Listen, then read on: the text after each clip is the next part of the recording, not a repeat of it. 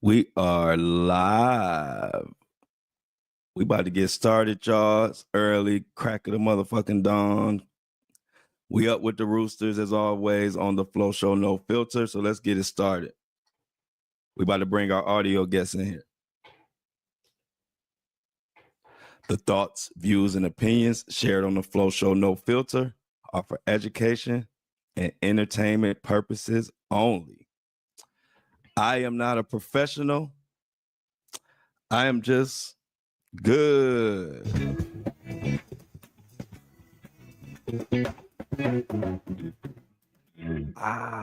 What the hell is today? Today is Hump Day. Happy Hump Day, Wednesday. Thank you for joining the Flow Show No Filter for another morning if you're tuning in early or night, depends. We got listeners all over the place, working, Ubering, working at hospitals. So you might be watching this at any time. But for me, it is first thing in the morning. Hey, Shanna, we got somebody joining me. I'm throw her up there. If you're joining me, you're either on Apple, Spotify, or YouTube. Every day you can catch me live doing this show now. I just started this week. And it'll be going on, but Monday through Friday, 7:30. I know that's early, but I gotta get the show done early so I can get it to the Apple and Spotify people, before 9:00. I like to get it to them before they go to work or whatever. So 7:30, I'm live from my YouTube channel, Flow Daddy Flow, FLODADDY FLO, and I'll be recording the show and talking about everything. So tune into the podcast. But if you you can always catch me on Apple and Spotify for the audio version. And you can always subscribe for video content on the Patreon, and for the exclusive audio content, you can do that on the Buzzsprout, which is connected to the Apple and Spotify. So we all over the place, y'all. Shout out to everybody that helped me start this podcast. I didn't know it would get this crazy and this big, this fast. No Diddy. But I owe it to y'all and my day ones out there who, if y'all remember, y'all were the ones even told me to do this, and here I am. But we're going to get into it. So today's show, we're going to recap The Fall of Diddy. It's out now. Pretty in-depth documentary by the ID channel. And it's pretty good, actually. Like, it's got a lot of information that I didn't know, or even if I knew, I kind of forgot. They kind of went into a little more detail than some of the other documentaries.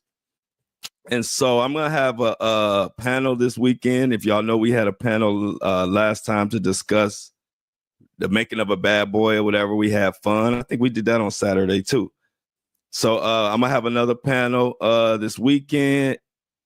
Emails will go out to all subscribers. You all will be invited.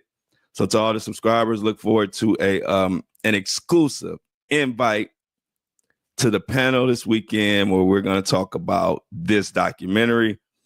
I believe it's so far 5 episodes. I'm through the first 2.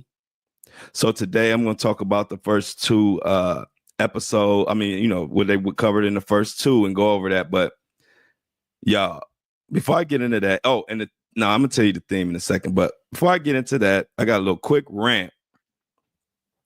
And it's finally pissing me off now. And guess who's on the chopping block this morning? I always calling out some businesses. And I've told y'all about this before, but it's getting on my fucking nerves now. Walmart. When I order groceries and y'all supposed to deliver them to me, it's very convenient for me. I mean, I don't really like going in there and doing all the walking and finding everything, and it takes me hours. So I like to have it delivered. So I know I can go in there, y'all. But I can't do that. So I'm paying for this service of Walmart to deliver. And they have just got out of control with the replacements. Like, they are replacing shit with shit like that I didn't even fucking order. Like how I'm gonna order grapes and you gonna replace them with strawberries? How am I ordering the big bottle of Mott's, the big container, and y'all send me some other apple juice in some tiny ass container that costs more? And on top of that, if that ain't bad enough, they got this scam going on. Y'all tell me if y'all have noticed this, if any of y'all have ordered y'all groceries from Walmart. I strongly believe that they send, when you order your fruit, they send you the old ass fruit, the fruit that you don't even be wanting to touch. It's like and I wouldn't say it, but it's happening so much now. I'm like, no. They must have specific orders that if this is a delivery order, give them the old fucking grapes, the mushy ones, the ones that's soft and taste old. Because when I go to Walmart, they got the Walmart I go to, the best fruit. It all looks good. You probably eat about $10 worth of fruit before you even get to the counter. And Shannon, I said, everybody always telling me, Shannon here telling me that, yeah, thanks for the advice. I got to listen to y'all, but I don't know. I'm so like, boom, boom, boom. I move so fast, I probably overlook it. Shannon's saying that I can go into my app and change the replacements to none. If they don't have what you're looking for, they won't replace it. Whatever the hell they want. Right. But sometimes I need a subversion of that. But thanks, Shannon. I'm about to turn them off now for sure. And I'm really about to start going in there because it pisses me off. And it's like, I know for a fact y'all sending me old fruit because I'm ordering and y'all think, they'll just take anything. So let's just send them these old ass grapes or these old ass peaches or whatever. And then this last batch was just terrible. It was like we threw out the old grapes, and then when they sent the new grapes, they were like older than the grapes we already had.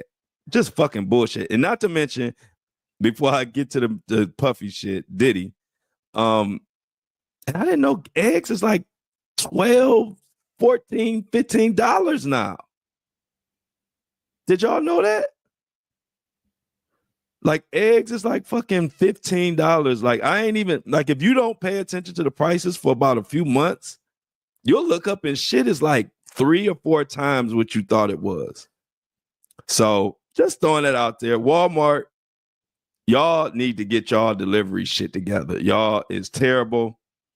Y'all can't compete with DoorDash or Instacart and all that. Y'all shit horrible. So anyway, appreciate y'all for listening to my rants. Y'all always let me get this shit off my chest.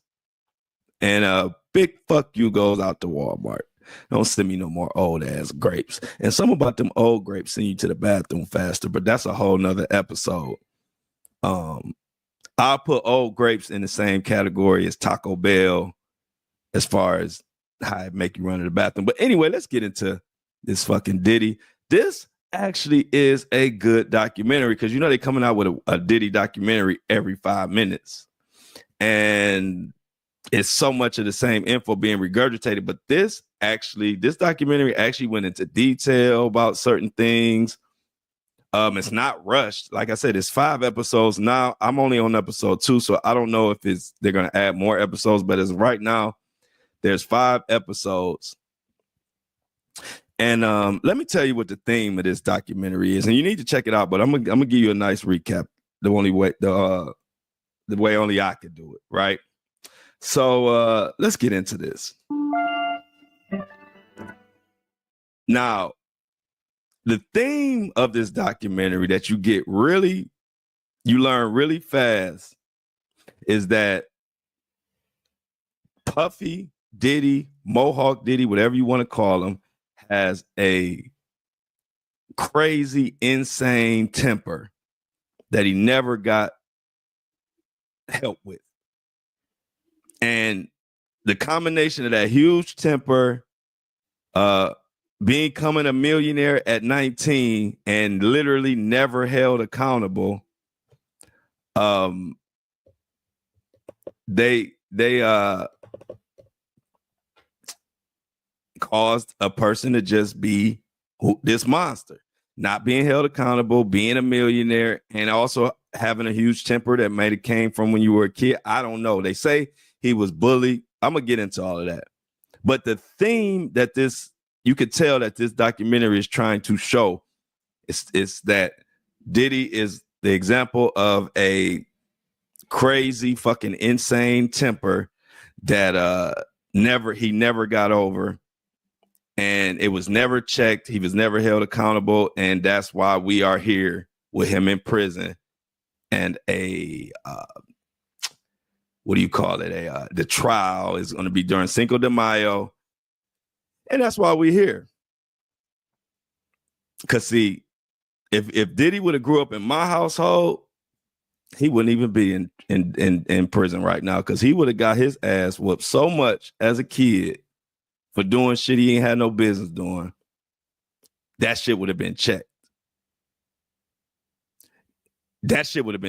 Some of the shit that they say went on when he was a kid and teenager, man, in my family, shit. You wouldn't have no family, because they gonna get you straight. And if you ain't gonna get straight, your ass just getting banished. Back in the day, we got old school rules. And I think that's what Diddy needed. But let's get into this. So let's start the documentary. I was about to say the Diddy-mentary. There's so many documentaries, I'm gonna start calling them a Diddy-mentary. So in the Diddy-mentary, they open talking about what happened to Cassie, and not the one you know about. What was that, 2018 or whatever, that footage with Cassie? The one we all know, not that one. This one came from 2010. It was 2010, and they were in a hotel. And I'm gonna play this clip from the assistant that was around. Now, these are all like Diddy's assistant. These are like real motherfuckers speaking out on Diddy ass. Hotel. The Beverly Hills Hotel is like a 1-bedroom suite. I fall asleep on the couch because I don't go out. And he storms in. Where the f is he? I like wake up all of a sudden like what the who are you talking about? And then they go into the room, shuts the door. And all I hear is, get the out of here, get the out of here. He's like on a rage. He's being puffed. And at this point, I'm just thinking of her safety. And so I'm packing her stuff up. Once he leaves, I see the aftermath on Cassie, because knots on her head, bruised eye, busted lip. It was horrific. And so all I could think of was, we need to get back to my house. You need to get the out of here. We can't call the police. We can't go to the hospital. We're scared of Puff. We're always scared of him. If we call the police, what would happen? He's a very powerful person in the business, and he can do things that will make you go away. Many people are afraid of him till this day. So what were we supposed to do? We just had to like fix whatever was happening at that moment. And that's kind of like how the business is. I called my friend who's a doctor, and I'm like, you have to take care of this, because this is not okay. Be a witness to this, because we can't call anyone. But I felt like this has happened before, because she was so nonchalant about it. Cassie and I never spoke about that incident after. Now, that's 2010. Picture this environment. This is not the incident that everybody knows about. This is 2010. So get an idea of what the fuck been going on all this time. Now, this situation, Diddy beat the hell out of her. They called beat the hell out of Cassie. The assistant called a doctor she knew that came and patched up and fixed Cassie up and whatever, and did it independently, not going to a hospital or anything like that, of course, because he don't want the word out there.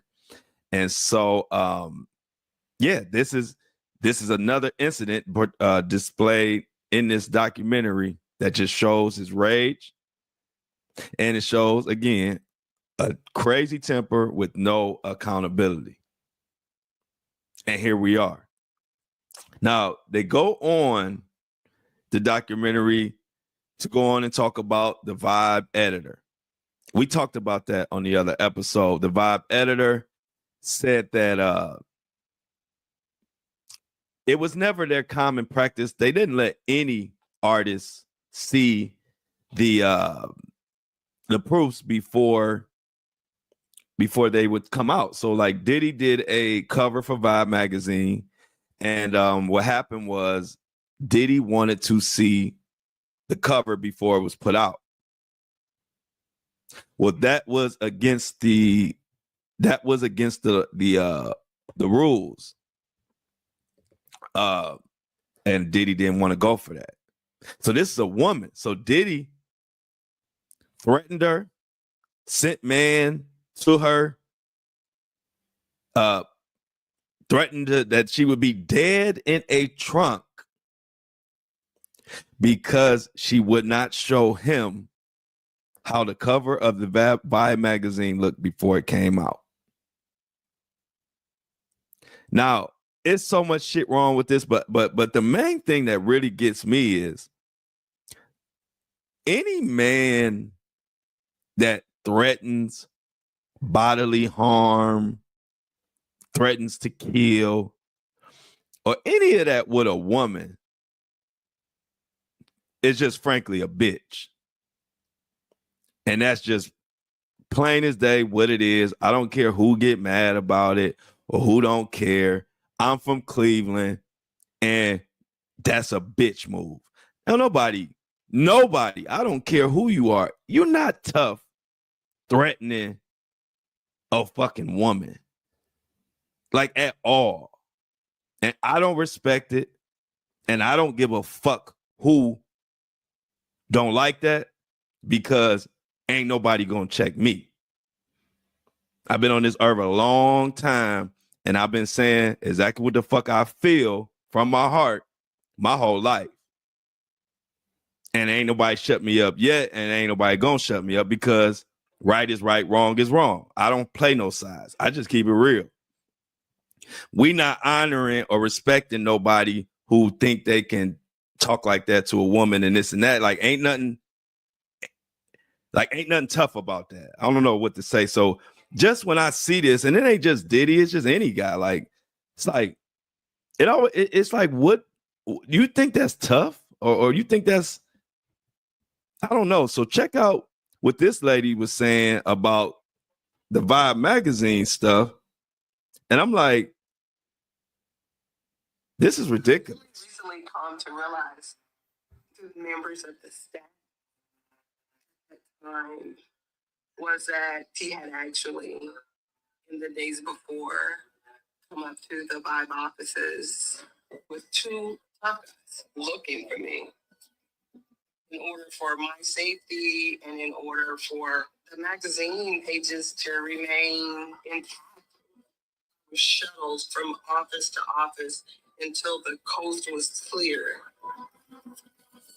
and waited outside, standing on the corner with the proofs, the pages of the magazine that were being prepared to go to print. And then my managing editor came down and got the pages for me and put me in a cab to Brooklyn. But the thing is, sitting right here, right now, I have no memory of any of that. Now check this out. Now, what's she talking about? Because you ain't watched the documentary, so you might not know exactly what she mean. But okay, so the situation with her, she's the editor. The situation with her, the Vibe magazine, got so intense with this fucking issue, this one issue, this one magazine cover that when it was time to deliver the proofs so it could go to print, they had to watch her and guide her and protect her along the way as if she was the fucking president of the United States. She had to be protected like that. So they put her on a cab. She took the proofs in the cab. Someone went with her. Then they gave her a cab and sent her back. And everybody watched her the whole way. And it was so traumatic for her being a Black woman. You got to imagine, too, this was a while ago. I mean, we've come a little ways, but, you know, it's still not even just Black women, for women in general in a male-dominated industry. You already know what's going on and how tough it is. So for her to have to go through all of that and all she's doing is doing her job, the shit was so traumatic that she don't even fucking remember it. She don't even remember. And like this lady, I know her background a little bit. She's an editor at Vibe, but she's done other stuff in the entertainment industry. These ain't people, like, I don't see her lying. Now, let me just be honest. This ain't some person just on the internet looking for clout. This is a professional. This is someone who's worked their way up, who is good on their own. But it's just come to a point where Diddy has been getting away with this shit so long. People are so happy that now they can come out without fearing for their motherfucking life. If I was to title this documentary, I would title it, I mean, I know you can't title it no ghetto terms and all that, but I would title it The Fall of Diddy, ... Everybody Ain't Lying. That would be my title. The Fall of Diddy, ...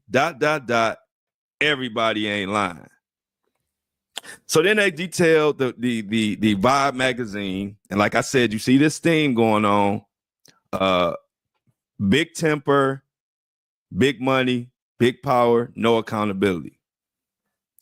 That's a recipe that's a disaster recipe.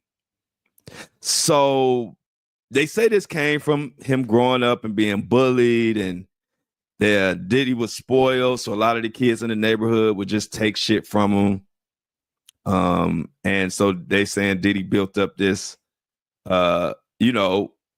insecure, need to be powerful type persona. And then they also went on to talk about the first year when he was at Howard University. He beat his girlfriend with a belt, and they had people from the college on there speaking about that, saying that Diddy it wasn't his first time. He did that a lot. I got a quote from her, matter of fact, about the belt incident. And this is horrific. So this is at Howard University, Diddy's first year. I'm gonna play a little bit of it. This is kind of what went on.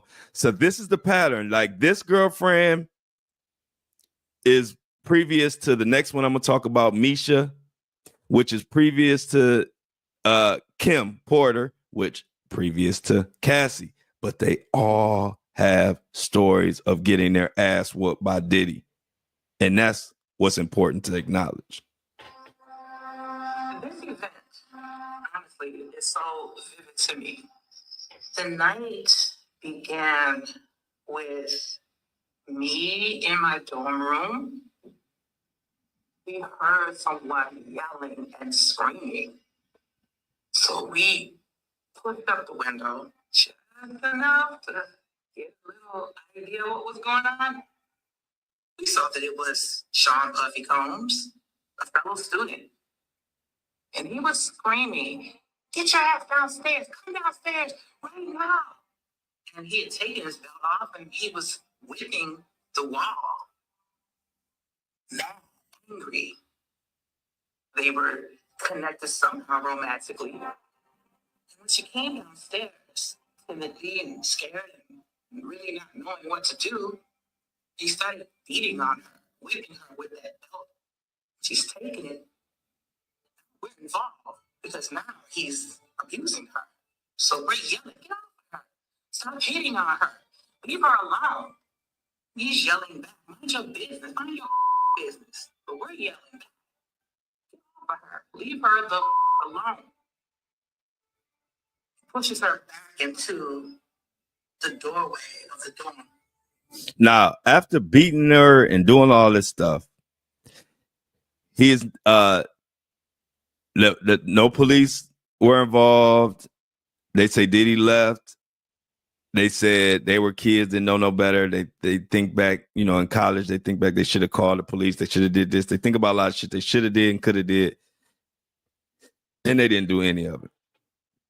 But again, another pattern of abuse. They even went on to talk about an incident with Steve Stout, a record exec. Diddy had just did a video with Nas. Y'all remember the Nas video, Hate Me Now?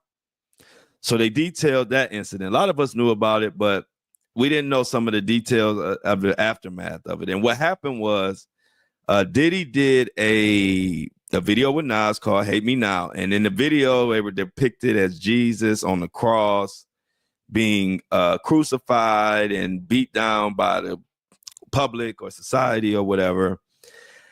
And so this was a big video. This was Nas's chance to get a little more mainstream attention. And then also it was a way for Diddy to get a little quote unquote street cred. So it's a big video. Y'all remember Hate Me Now? Like it was a big hit. Well, anyway, the final proof of that video went to MTV and to be shown. But there was some particular scene or something that Diddy didn't like that about him, like something. It was like a vain reason more to. Let's see, it is what it seems like. I don't know. They didn't go into the detail, but it seemed like it was just something he didn't like with how he looked or something. Long story short, Diddy goes to Steve Stout, who was a record exec at the time. Diddy drives to his office with his goons or whatever, and proceeded to beat the hell out of Steve Stout. He caught an assault charge. And when he caught this assault charge, what happened? Nothing. Now, when he beat Steve Stout, they said he pummeled him with a phone and made him bleed and nodded his head up, all kind of stuff over a video that had nothing to do with, you know, Steve Stout just doing, everybody just doing their job. But if you don't do what Diddy wants you to do when Diddy says it, then violence occurs. And so when he was charged with assault, this is in New York, y'all know he had the lawyers and judges all in his back pocket. That assault charge that should have pretty much had jail time, he ended up, they knocked it down to a misdemeanor, and he had 1 day of anger management. And that was it. Case over, misdemeanor, no nothing. Steve Stout fucked up. Now, even rewind to the Howard incident. After he beat the hell out of his girlfriend and with the belt and all of that, amongst all type of other shit that happened at Howard ended up giving him I think it was like an honorary degree or some shit. So instead of him being punished, the opposite happened. He was lifted. He was made to become a bigger star because of foul shit. So think about it. If you got everything going for you, you're making money. Diddy was a millionaire, they say, at 19 years old. And so you're making money, 19, 20. You already don't think nobody can tell you shit. And then when you do some of your most fucked up shit, it actually turns and makes you a bigger star. Why are we surprised? This is why we have parents. This is why we raise our children. This is why we put them on punishment. This is what we're trying to guard against, because you can't reward bullshit. And when you look at this documentary, it goes into it. Now, one of the crazy like shit that pertain to this fucking case that people need to pay attention to in this documentary is there are so many people saying that Diddy had a gun and shot that girl with Shine in that club incident with J-Lo. Now, this is bigger than some fucking documentary shit because they trying to pull that shit back up. They trying to implicate J-Lo. And there's a driver, there's two people that got some crazy info about Diddy in that fucking club shooting that's gonna come. I'm telling you, this shit gonna come out in this Fed case. Mark my words. Two people, Little Rod and the driver. Now, the driver said something that had never been said before. He even said it when he came on the camera. He said, I've never spoke out publicly. But this driver said he was called to drive Diddy that night, Diddy and J-Lo. This was a job for him. It was just, he was called to do it. He wasn't like a everyday worker for Diddy. This is just an opportunity. He says he's driving Diddy around, and as they're going to the club, he sees, I guess in the rearview mirror or somehow, he sees Diddy fucking with a gun. He said Diddy saw him, but he just didn't say shit. Now this goes on to be an important gun because this is the one that they saying he shot the lady. That we all know, the lady that said she was shot in the face by Diddy. But if you know how the story ended up, Diddy was made to be innocent and Shine took the fall. So this driver also says after the incident in the club when Diddy, when the shots went out and Shine and all that, they say they left Shine and it was Diddy and his bodyguard Wolf riding with him, and they ended up running from the cops. They were making Diddy and Wolf was his bodyguard back there, rest in peace, Wolf. They were making the driver run from the cops, and the driver was doing what they said. He was scared. But finally, they were cornered. The police got him. The chase was over, and they arrested them all.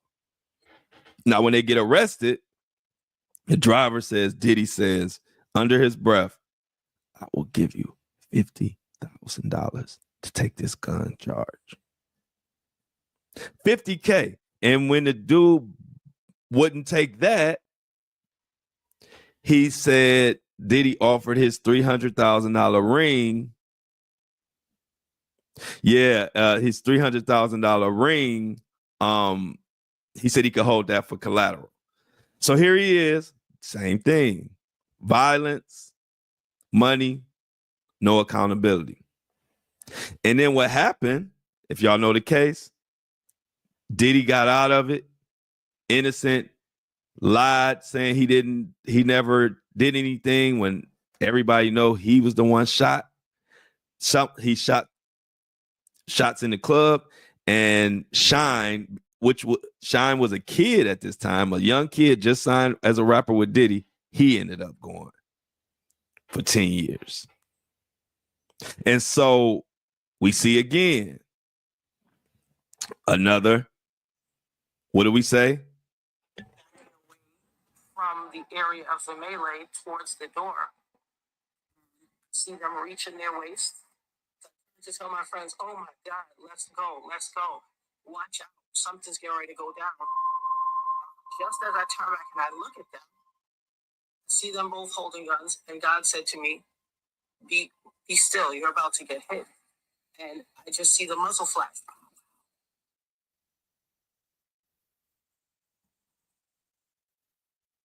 Grab my face because I instantly feel this hot, torching flame on my face, and I turn my head and I'm like, oh my God, I got shot in my face. I felt myself separated, and the cold air rushed towards my chest and passed through me. I could feel it pass through me. I was certain that I was going to be dead at that moment because I didn't think a human could lose that much blood and still be alive. And I just...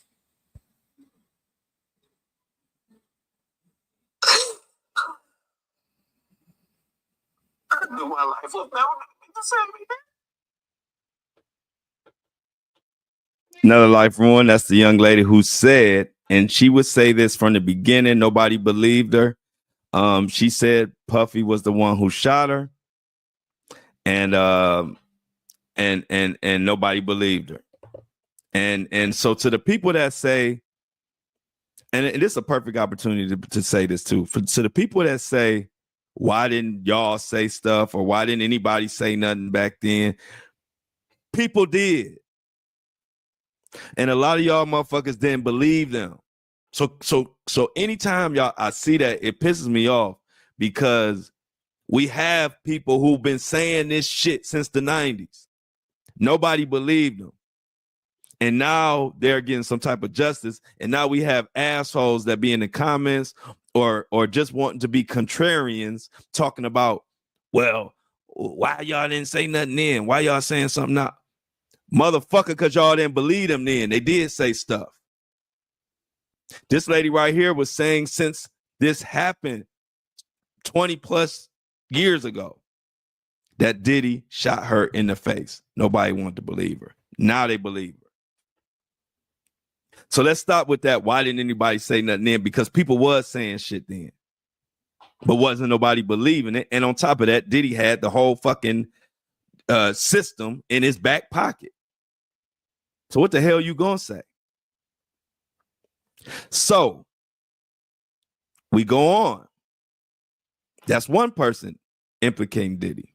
But then Lil Rod, if you remember, Lil Rod is besides Cassie, he another big reason why all this shit going, because Lil Rod filed a lawsuit talking about Diddy was trying to play with him, and what did he even said Cuba Gooding Jr. Did some type of gay sexual assault to him or something, whatever.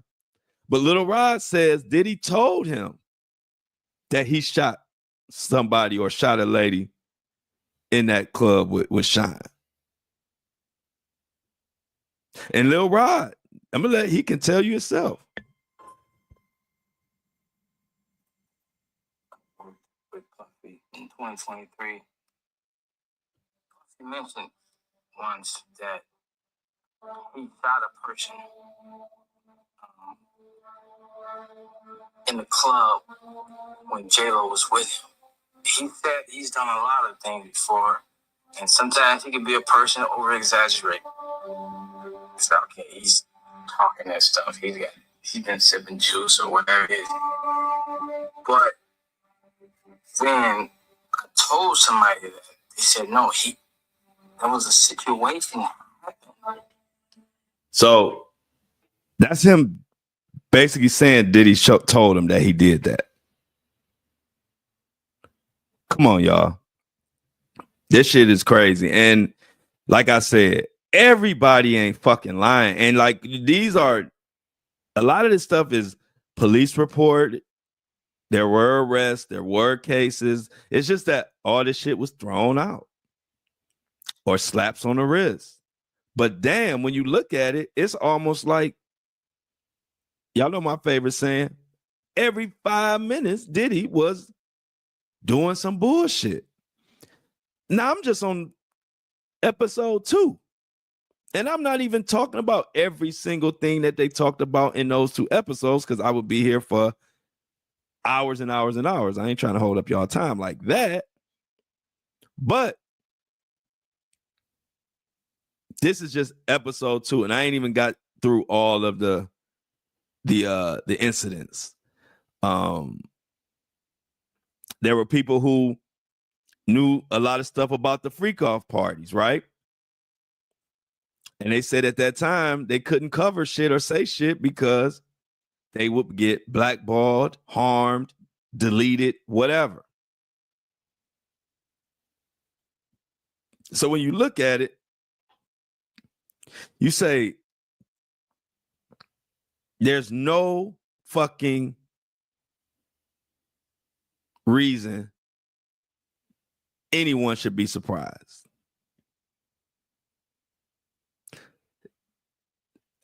You could have one, maybe 2 incidents like this, but I'm gonna say one, maybe. Give somebody an incident where you do something stupid, harm somebody, whatever, one time. Maybe, hey, look, give somebody some grace, right? none of us perfect. I ain't perfect. You ain't perfect. Anybody listen to it. So let's just say we give somebody once to do something stupid like that. You know, these little frivolous incidents. But Diddy got like hundreds of these. Hundreds of, you got an attitude like a little petulant child, and then now you wanna put your hands on people or threaten people's lives every time you look around because you don't get your way.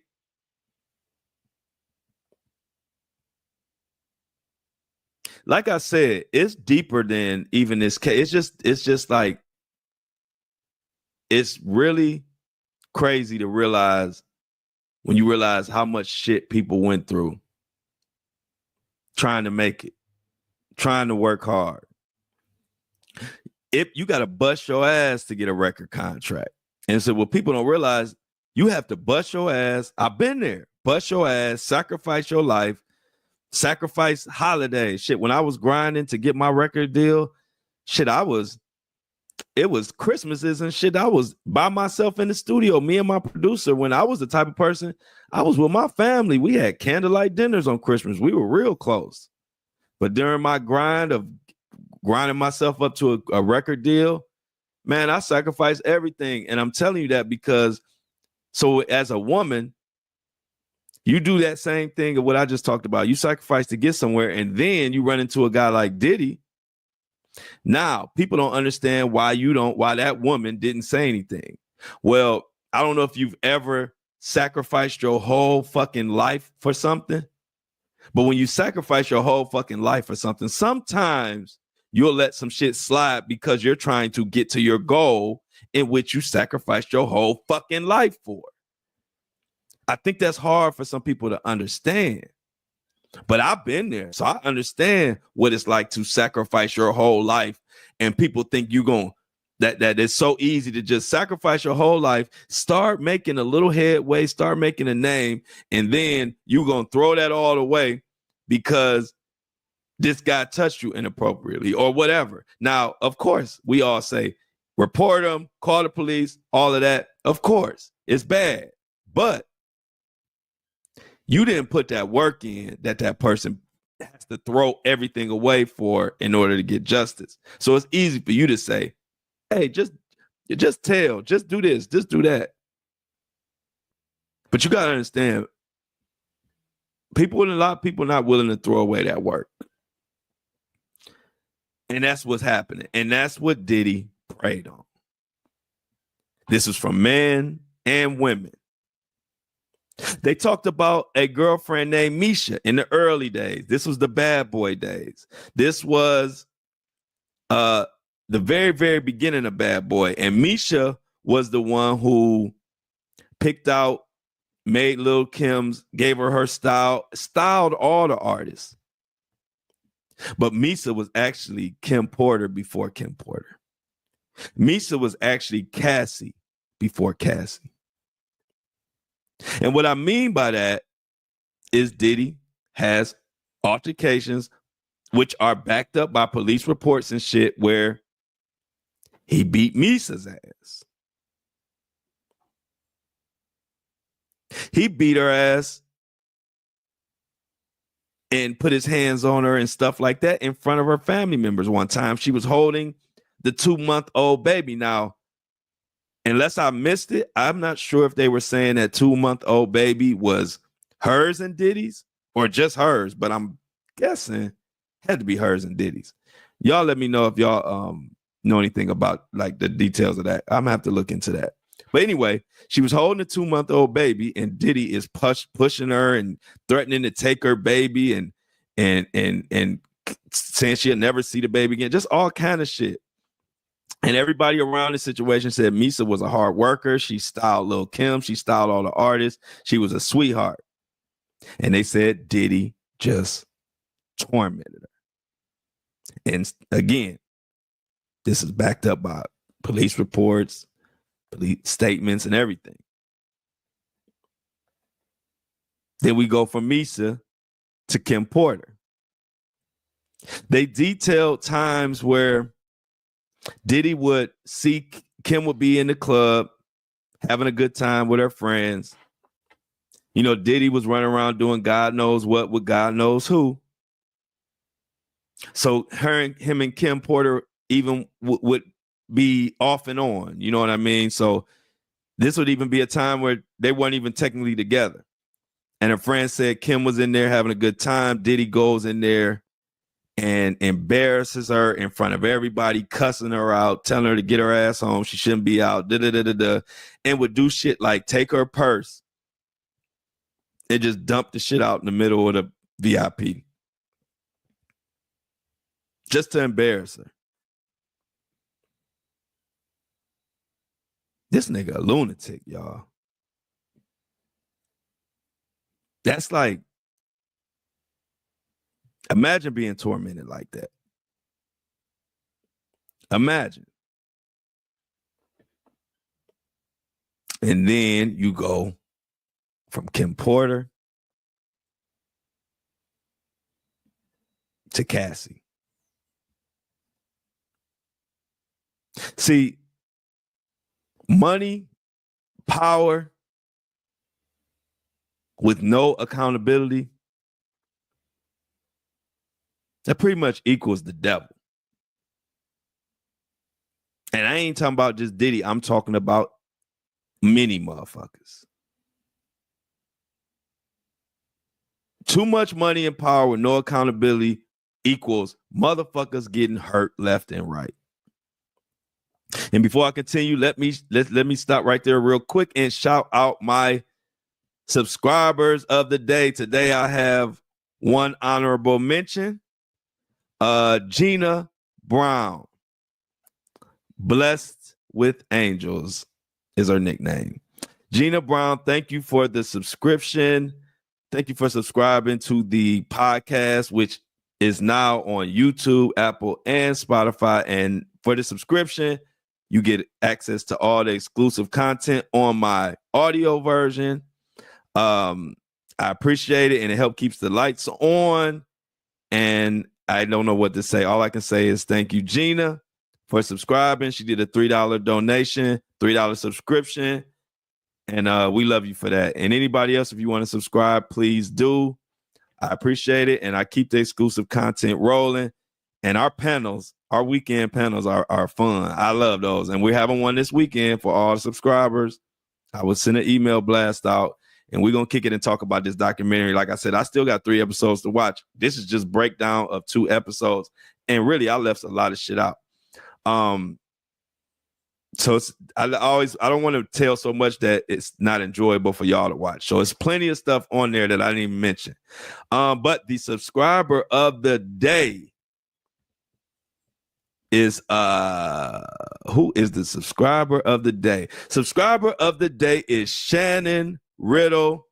She had the top subscription yesterday, $4 subscription. Let's give her a hand of applause.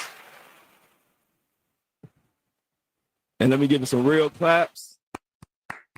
Thank you, Shannon. Shannon, I really appreciate it. You are keeping this thing going. We're going to grow. We started out as just an audio podcast. We are video now with Patreons and interviews, coming up with guests, and who I never would have thought all this shit was going to happen. But like I always say, I'm here to motivate. And anybody out there, don't listen to what people saying you can do and can't do. Because guess what? 2 years ago, they told me I couldn't do this shit that I'm doing.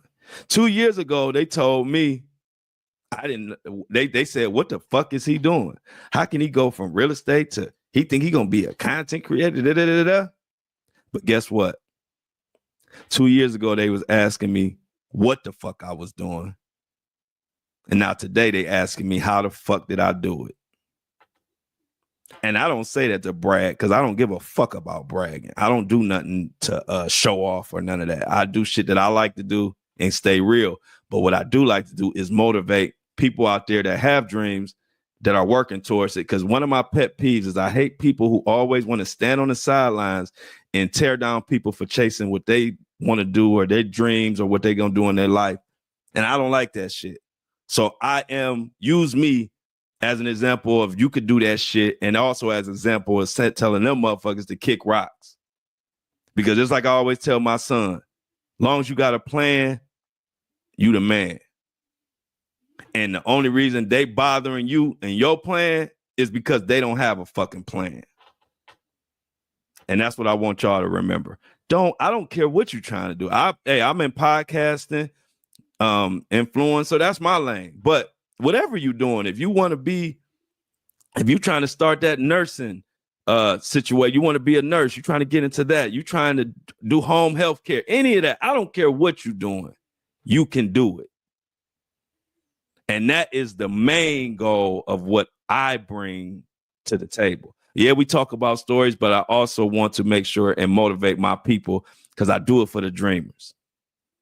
And so we're going to move on and get back to Diddy. But I just had to shout out my subscribers. Make sure you check me out. We on YouTube every Monday through Friday, 7:30. You can come kick it with me. And Shanna in here been kicking it. Shout out to Shanna.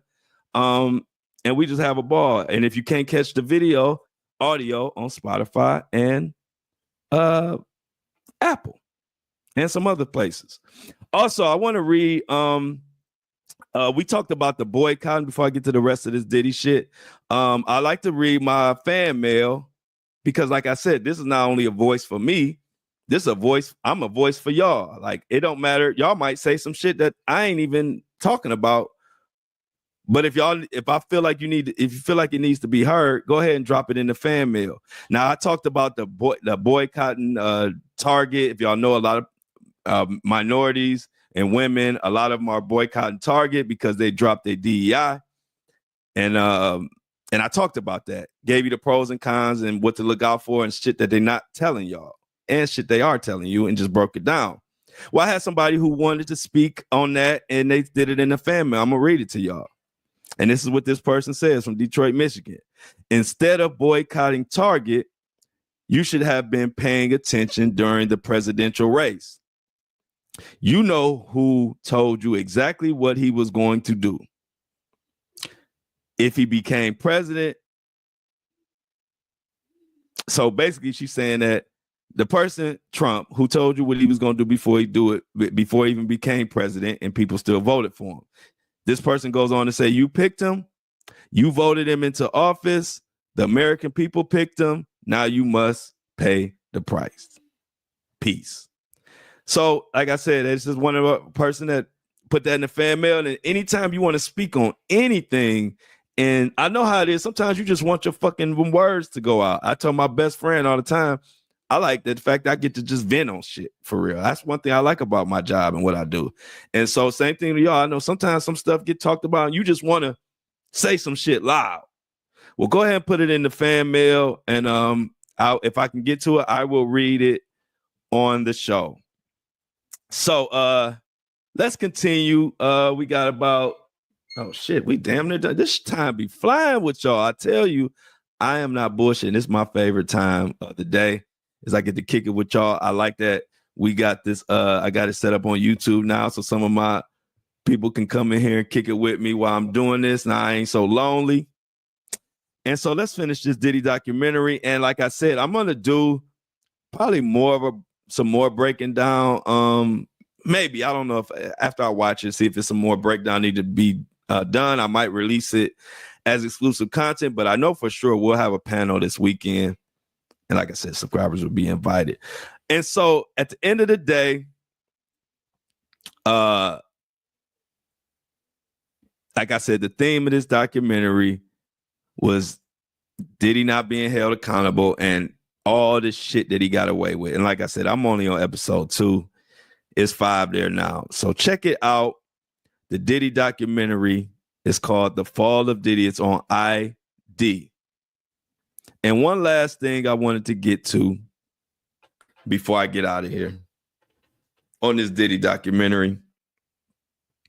I want you to hear how this promoter almost died because Diddy, when they had that East Coast, West Coast shit going on, Diddy saw that he had a Death Row t-shirt on, which was given to him. He was a promoter, so people was passing out shit, so they gave him a Death Row East t-shirt and he wore it. And listen how this turned out for him. His car, years over and cuts me off and forces me into an both jumped out of the car. The shot blasted off. Lance yelled, cut, cut. I don't know who shot me. I leaped over the island and now it's a car face.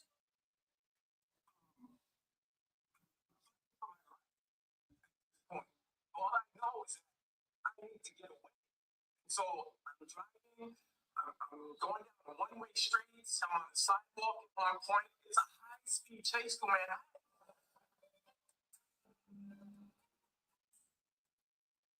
All of that because a promoter that he didn't even know had a t-shirt that just said Death Row East. And he ended up in not a police, but being chased by Diddy and his goons and shot at.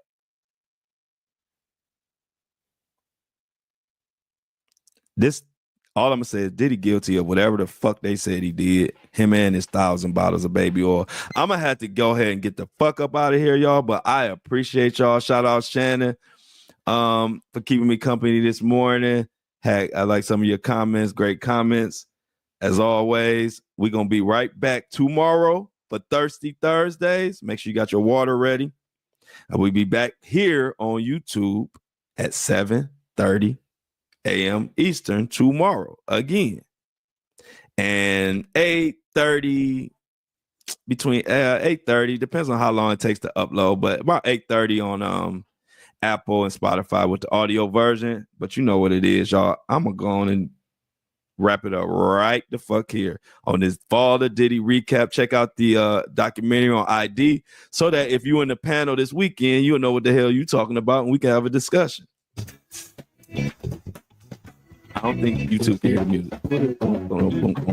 music. As always, I love y'all and I'm out.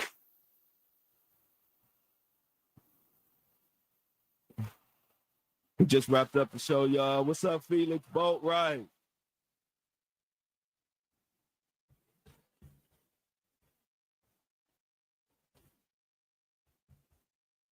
What's up, Felix?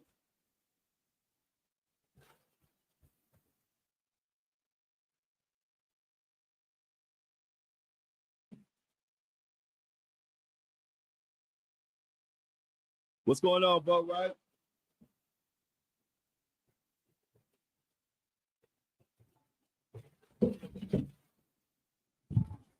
What you up to, Felix?